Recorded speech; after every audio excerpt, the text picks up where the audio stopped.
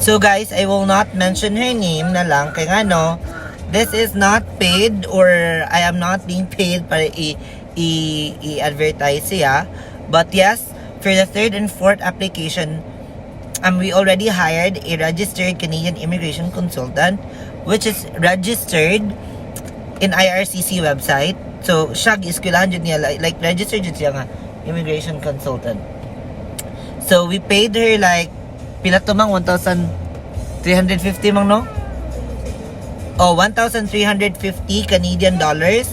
But I'm not sure kung nagtaas na siya, but the original price was like 1,500 Canadian dollars. Pero ako marag 1,350 Canadian dollars ato siya kung gibayaran sa iya.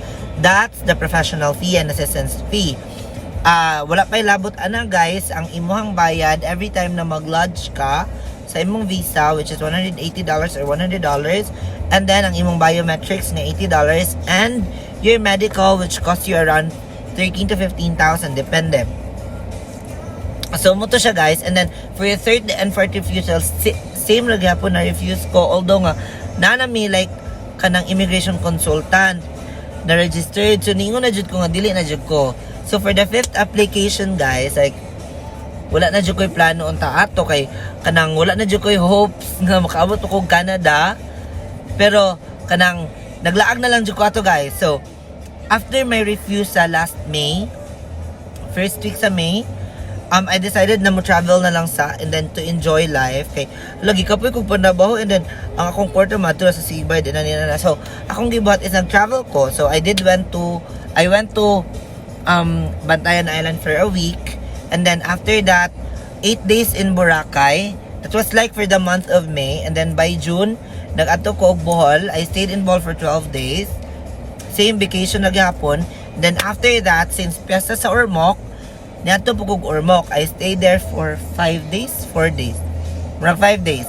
And then I went back here sa ay niuli kog Cebu June 30, and June 30 was the day nga akong gilodge akong visa, submitted it to IRCC. So my timeline was, I submitted my application June 30 at around 10 p.m.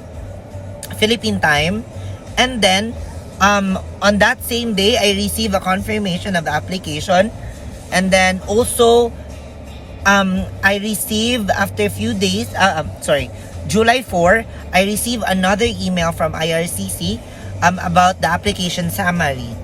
So, ana na jud ko nga since human naman ko biometrics, since na naman ko application daan sa Canada no, kabalo